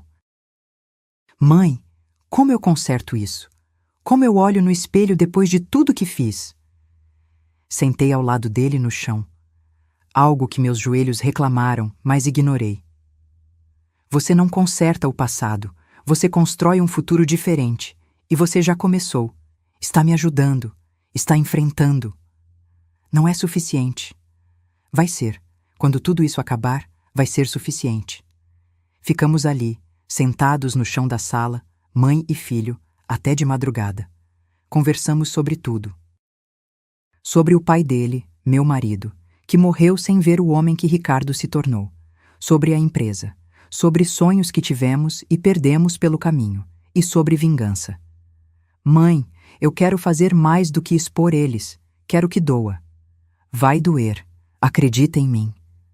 Não, quero que doa mais. Ele me olhou e vi algo perigoso ali. Quero que eles percam tudo, não só a reputação, não só a empresa, tudo. Foi quando tive a ideia. Ricardo, você tem acesso aos contratos internacionais deles? Tenho. Por quê? Porque se eles estão devendo 95 milhões, os credores internacionais não sabem que a empresa está falida. Se soubessem, pediriam liquidação imediata. E se alguém avisasse esses credores? Exatamente. Ligamos para Letícia. Mesmo sendo 2 da manhã, ela atendeu no 3º toque. Isso é legal? Ricardo perguntou. Se for informação verdadeira, documentada e enviada anonimamente, não é crime, é apenas transparência de mercado. Na semana seguinte, 3 bancos internacionais receberam pacotes com documentos financeiros reais do Grupo Monteiro, balanços, dívidas, provas de fraude fiscal. Sr. Campos conseguiu enviar sem deixar rastros. 10 dias depois, começou. Primeiro, foi um banco suíço pedindo auditoria imediata. Depois, um fundo americano exigindo reunião de emergência. Então, fornecedores europeus suspendendo contratos. Evandro entrou em pânico. Cristiane começou a vender joias. Fabiana ficou nervosa. Ricardo percebia pelos telefonemas constantes com a mãe. Pai tá pirando. Diz que alguém vazou informações confidenciais. Será que foi hackers? Ricardo sugeriu, inocente. Não sei, mas tá todo mundo desesperado. Ricardo veio me contar. Sorriu pela primeira vez em semanas. Eles estão sangrando e ainda nem sabem o pior. O pior estava marcado para 23 de outubro, sábado, festa de gala no Espaço Metropolitan. Celebração da consolidação bem-sucedida da fusão empresarial. 200 convidados confirmados. Imprensa especializada, secretário de Desenvolvimento Econômico do Estado, presidentes de associações empresariais. Eles queriam palco? Iam ter. Uma semana antes da festa, Fabiana me ligou. Voz doce, preocupada. Sogra, você está confirmada para a festa, né? Ricardo disse que você anda meio cansada, mas seria importante você estar lá. Importante. Claro, eles precisavam que eu estivesse lá. Testemunha da minha própria derrota. Vou estar, querida. Não perderia por nada. Que bom. Ah, e tem médico marcado para você na quinta. Só um check-up de rotina antes do evento. Check-up de rotina. Mais um laudo falso sendo preparado. Vou sim. Obrigada por cuidar tão bem de mim. Ouvi o sorriso venenoso dela através do telefone. É meu prazer, sogra. A gente é família, né? Família. A palavra que eles usaram para me destruir. Quinta-feira cheguei na Clínica Santorini. Doutor. Tavares me recebeu com aquele sorriso oleoso. Dona Dalva, como está? Vamos fazer uns examinezinhos rápidos. Exames que eu sabia que seriam manipulados, mas fiz. Respondi às perguntas dele. Fingi confusão quando ele pediu para eu repetir sequências de números. Interessante. Ele anotava, preocupado. Vou precisar recomendar um acompanhamento mais próximo. Saí de lá com outro laudo. Agravamento do quadro cognitivo. Recomenda-se avaliação para possível internação assistida. Ou internação assistida. Palavras bonitas para prisão. Levei o laudo para Letícia. Ela fez cópia autenticada. Mais uma prova contra eles. Dalva, você tem certeza que quer ir até o fim? Podemos parar isso agora. Tenho absoluta certeza. Eles cavaram essa cova. Agora vão deitar nela. Sábado, 23 de outubro. Acordei às 6 da manhã. Tomei banho demorado. Coloquei o vestido que comprei especialmente para a ocasião. Azul marinho, elegante, poderoso. Nada de velhinha frágil. Prendi o cabelo num coque. Coloquei o colar de pérolas barrocas que foi da minha mãe. E o relógio de bolso do meu falecido marido no bolso do blazer que usei por cima. Quando me olhei no espelho, vi quem eu realmente era. Uma mulher de 67 anos que tinha construído um império. E que estava prestes a destruir outro. Cheguei ao Espaço Metropolitan às 7 da noite. O salão estava transformado. Lustres de cristal refletindo luz dourada. Arranjos florais enormes, orquídeas brancas, rosas importadas, mesas com toalhas de linho, talheres de prata. Um palco montado no fundo com telão gigante e sistema de som profissional. Dinheiro que eles não tinham, bancando uma festa para impressionar pessoas que logo descobririam a farsa. Fabiana me recebeu na entrada. Vestido longo dourado, decote generoso, cabelos soltos em cachos perfeitos. Parecia uma princesa, ou uma cobra enfeitada. Sogra, que linda você está. Abraço falso. Perfume caro demais. Vem, vem, sua mesa é logo ali. Me levou até uma mesa lateral. Não a principal, claro. Eu estava sentada com fornecedores de menor importância e um casal de contadores que não conhecia. A mesa principal era dos Monteiro. Evandro na cabeceira, Cristiane ao lado, Fabiana e Ricardo em posições de destaque. O palco para a família perfeita. Ricardo me olhou de longe. Piscou. Sinal que estava tudo certo. Garçons circulavam com champanhe em taças de cristal. Peguei uma. Fui até o bar. Precisava de 1 minuto para me centrar, revisar o plano mentalmente. Foi quando vi Fabiana se aproximando da mesa onde tinham deixado minha bolsa. Olhou em volta, rápida, nervosa. Tirou algo minúsculo do clutch dela, um envelope branco, pequeno. Despejou o conteúdo na taça de champanhe que estava marcada com um pequeno guardanapo de papel com minha inicial bordada. Detalhe. Eles tinham pensado em cada detalhe. Ela mexeu a bebida com o próprio dedo de leve. Olhou em volta de novo. Voltou para a mesa principal sorrindo. Meu coração disparou. Ali estava. O momento. A tentativa de me drogar na frente de 200 pessoas, sabendo que ninguém veria, ninguém suspeitaria. Mas alguém viu. Ricardo estava posicionado estrategicamente. Ele tinha observado tudo de um ângulo que Fabiana não percebeu. Quando ela voltou para a mesa, ele levantou. Foi até o bar, pegou uma taça nova de champanhe. Caminhou até onde estava minha taça marcada. E num movimento tão natural que parecia acidental, trocou as taças. Colocou a dela, limpa, no lugar onde estava a minha envenenada, e levou a envenenada de volta para a mesa principal, colocando-a exatamente onde Fabiana iria sentar. Voltei para minha mesa. Bebi da taça nova que Ricardo tinha colocado para mim. Água com gás e limão, nada mais. 10 minutos depois, o jantar foi servido. Entrada de carpaccio, prato principal de filé com risoto, sobremesa de petit gâteau.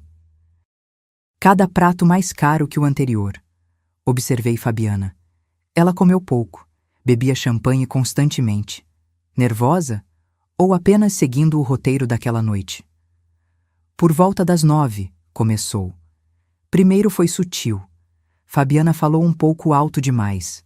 Riu de algo que não tinha graça. Cristiane olhou para ela, franzindo a testa. Depois ficou pior.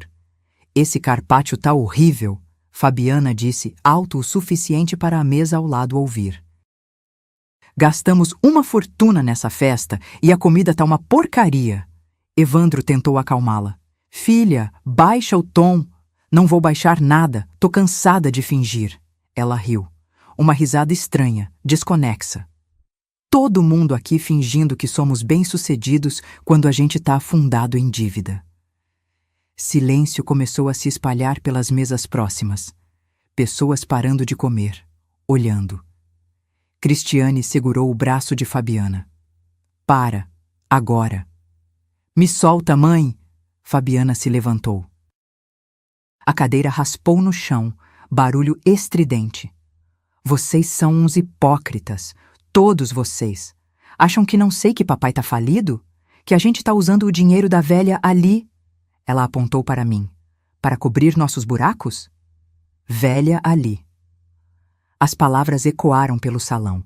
200 pessoas olharam para mim. Depois, para ela. O clima mudou instantaneamente.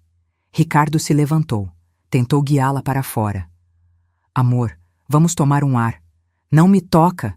Ela empurrou ele. Você é tão idiota, tão fácil de manipular. Eu nem gosto de você, nunca gostei. Casei por interesse e você nem percebeu. Gaspes pelo salão.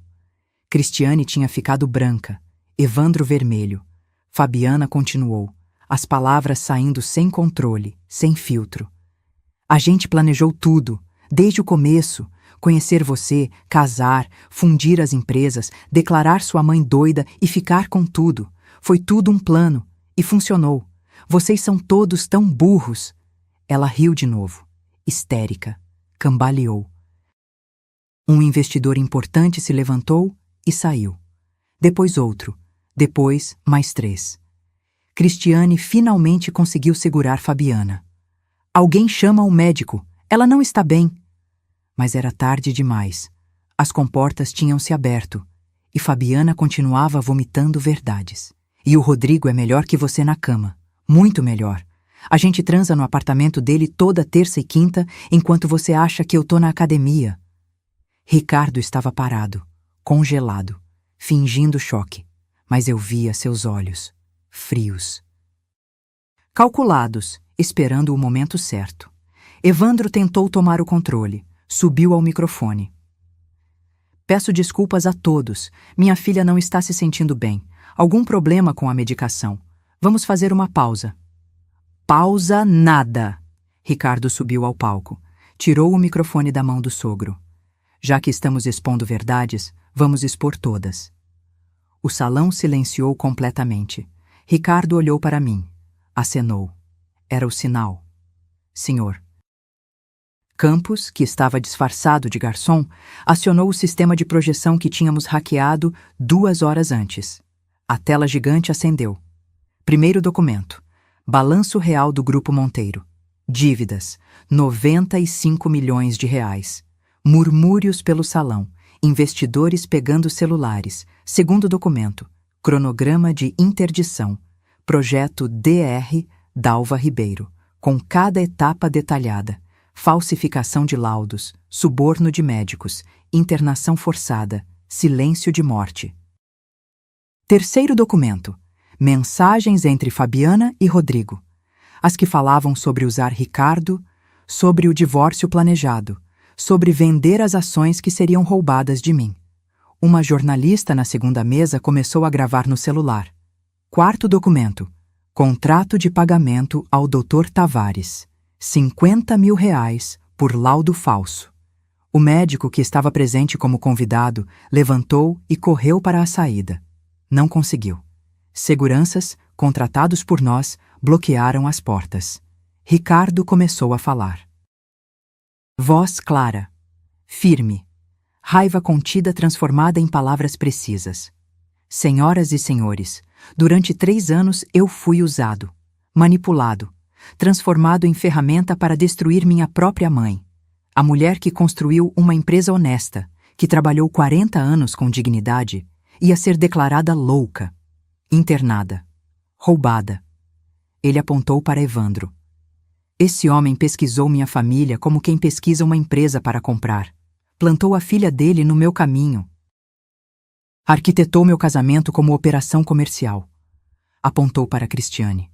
Essa mulher já fez isso antes, com a própria tia do marido, Dona Berenice, que morreu sozinha num asilo depois de ter tudo roubado. Joana, que estava presente como nossa convidada, se levantou. Eu testemunhei. Trabalhei na casa deles, vi tudo e tenho documentos que provam. Ricardo apontou para Fabiana, que tinha desabado numa cadeira, ainda falando sozinha, perdida no efeito da própria droga. E essa mulher? Com quem me casei, jurei amor eterno, planejei ter filhos. Nunca me amou.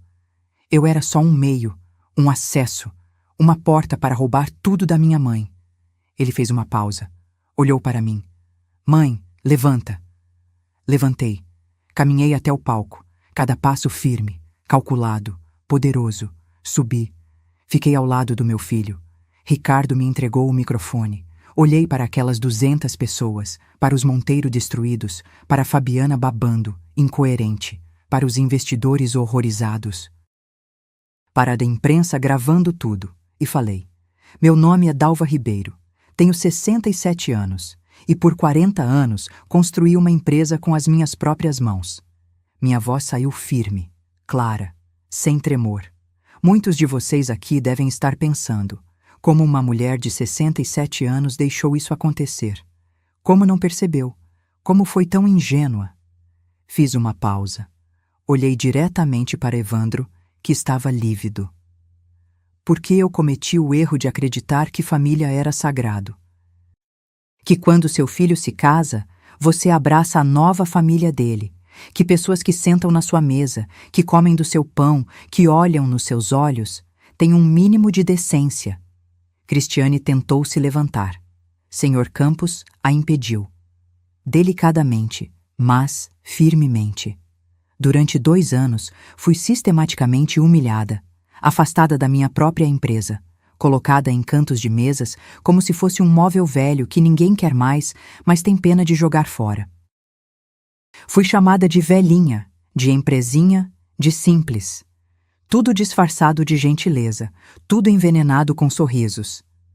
Apontei para a tela, onde ainda projetavam os documentos. Mas o pior não foi a humilhação. Foi a traição médica. Fui levada a médicos que falsificaram meus exames, que escreveram que eu tinha declínio cognitivo, que recomendaram minha internação. Tudo pago, tudo planejado, para me declararem incapaz e roubarem tudo que construí. Uma mulher na plateia começou a chorar. Reconheci ela, dona de uma empresa de cosméticos, também viúva, também no ramo há décadas. O plano era simples: me drogar hoje, na frente de todos vocês. Fazer parecer que eu estava confusa, desorientada. Depois, nos próximos dias, usar isso como prova final da minha incapacidade, pedir interdição judicial, me internar numa clínica psiquiátrica e me medicar até eu realmente não saber mais quem eu sou. Silêncio absoluto. Só o som de Fabiana murmurando algo ininteligível no fundo.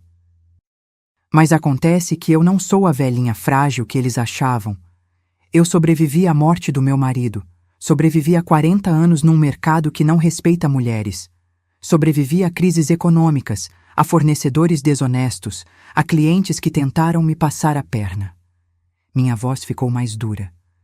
E quando percebi o que estava acontecendo, eu fiz o que sempre fiz. Investiguei, juntei provas, contratei os melhores profissionais e arquitetei a queda deles com a mesma precisão que eles arquitetaram a minha. Olhei para Ricardo, meu filho, que eles também usaram, também manipularam, descobriu a verdade a tempo, e juntos nós viramos o jogo. Ricardo pegou o microfone de volta. A bebida que minha esposa colocou droga, um coquetel de benzodiazepínico com relaxante muscular, era para minha mãe. Mas eu troquei os copos. E agora vocês estão vendo o resultado. Uma mulher falando sem controle, revelando segredos, expondo o plano inteiro. Porque a verdade, quando você tira os filtros, sempre aparece. Ele fez um sinal. As portas se abriram. 3 homens entraram. 2 policiais federais e um promotor que Letícia tinha contatado dias antes. Evandro Monteiro, Cristiane Monteiro, Fabiana Monteiro Ribeiro e Doutor. Armando Tavares estão sendo presos neste momento por estelionato, falsidade ideológica, falsificação de documento particular, associação criminosa e tentativa de cárcere privado através de internação fraudulenta. Os policiais se aproximaram. Evandro tentou protestar. Isso é um absurdo. Vocês não podem. Podemos e vamos, o promotor interrompeu. Temos 72 horas de gravações legalmente obtidas através de ordem judicial. Temos depoimentos de 7 ex-funcionários. Temos laudos médicos contraditórios e provas de pagamentos ilícitos. Vocês vão responder por tudo. Cristiane finalmente quebrou. Começou a chorar. Lágrimas de crocodilo. Dalva, pelo amor de Deus, pensa no seu neto, no filho que a Fabiana ia te dar. Fabiana estava tomando anticoncepcional escondido, Ricardo disse, gelado. Encontrei a cartela. Ela nunca quis ter filho comigo, era só mais uma mentira. Algemas nos pulsos de Evandro, depois Cristiane. Doutor Tavares tentou correr, foi contido. Fabiana mal conseguia ficar em pé, foi carregada por uma policial feminina. Enquanto os levavam, a jornalista da segunda mesa levantou. Dona Dalva, a senhora vai processar civilmente também? Olhei para Letícia, que estava na entrada. Ela acenou. Sim, processo de danos morais no valor de 12 milhões de reais, e a fusão empresarial está sendo desfeita judicialmente neste exato momento. Minha empresa volta a ser completamente minha. E os ativos do Grupo Monteiro que foram misturados com os meus serão penhorados para cobrir as dívidas que eles têm. Outro jornalista. O Grupo Monteiro vai falir? Vai. E os credores internacionais já foram notificados da situação real da empresa. Os processos de cobrança devem começar na segunda-feira. A jornalista de novo. E o seu filho? Como fica o casamento? Ricardo se aproximou do microfone. Estou entrando com pedido de divórcio por justa causa na segunda-feira. Adultério comprovado, casamento fraudulento desde o início. Não quero nada que veio dela. Só quero distância. Ele olhou para mim. E quero reconstruir a relação com minha mãe, que eu quase destruí por cegueira, por arrogância, por achar que sabia mais que ela. Desci do palco. Ricardo desceu comigo. Os convidados abriram caminho. Alguns aplaudiram, outros apenas olhavam, chocados. Na saída, a empresária de cosméticos que tinha chorado me parou. Dona Dalva, obrigada. Obrigada por mostrar que a gente não precisa aceitar ser tratada como descartável só porque ficamos mais velhas. Abracei ela. Nunca aceite. Nunca. Nos meses seguintes foi guerra jurídica, mas guerra que já estava ganha. Evandro, Cristiane e Dr. Tavares foram condenados. 3 anos de prisão em regime semiaberto para Evandro e Cristiane. 5 anos para o médico por ter feito isso múltiplas vezes com outros pacientes. O Conselho de Medicina descobriu mais 6 casos. Fabiana pegou 2 anos, convertidos em prestação de serviços e tornozeleira eletrônica porque era ré primária. Mas perdeu tudo. A reputação, o patrimônio da família, o amante. Rodrigo voltou correndo para a esposa quando o escândalo estourou. O Grupo Monteiro faliu oficialmente em março do ano seguinte. A mansão foi leiloada, os carros apreendidos, as fábricas vendidas para cobrir dívidas. Vi Cristiane uma última vez, num corredor do fórum. Ela estava magra, cabelos mal cuidados, sem a elegância de antes. Me olhou. Abriu a boca para falar algo. Mas não saiu som. Passei por ela sem dizer nada, porque não havia nada a dizer. Ela tinha cavado a própria ruína. Minha empresa prosperou. Sem a fusão, sem as sanguessugas, voltei a comandar tudo. Ricardo ao meu lado, mas agora como parceiro verdadeiro, respeitoso, humilde. Contratei Joana como gerente de recursos humanos. Ela merecia e era incrivelmente competente. Doei R$500 mil para uma ONG que ajuda mulheres vítimas de abuso psicológico familiar, porque eu sei que não sou a única e quero que outras tenham chance de se defender. No fim do ano seguinte, faturamos 35 milhões. Crescimento orgânico, honesto, construído com trabalho. Uma noite, Ricardo apareceu em casa. Trazia flores, margaridas brancas, minhas favoritas. Mãe, eu nunca vou conseguir pedir desculpas o suficiente. Então para de pedir. E continua me provando todo dia que aprendeu. Ele sorriu. Aquele sorriso que eu não via há anos. Do meu filho de verdade. Trato feito. Hoje, quando olho para trás, não sinto raiva. Sinto cansaço às vezes, tristeza pelo tempo perdido, mas principalmente sinto orgulho, porque eu poderia ter aceitado, poderia ter me deixado definhar, me medicar, me convencer que era louca, mas não aceitei. Lutei, com inteligência, com estratégia, com toda a força que 40 anos de mercado me ensinaram. E venci. Se esta história tocou você, se você conhece alguém que passou ou está passando por algo parecido, deixe seu comentário. Conte de onde você está assistindo e se inscreva no canal, porque histórias de resistência, de mulheres que não aceitam ser apagadas, precisam ser contadas, precisam ser ouvidas. Para que outras saibam, você não está sozinha e você pode sim virar o jogo, porque a idade não é fraqueza, é experiência, é estratégia, é poder. E nunca, jamais, subestime uma mulher que construiu um império.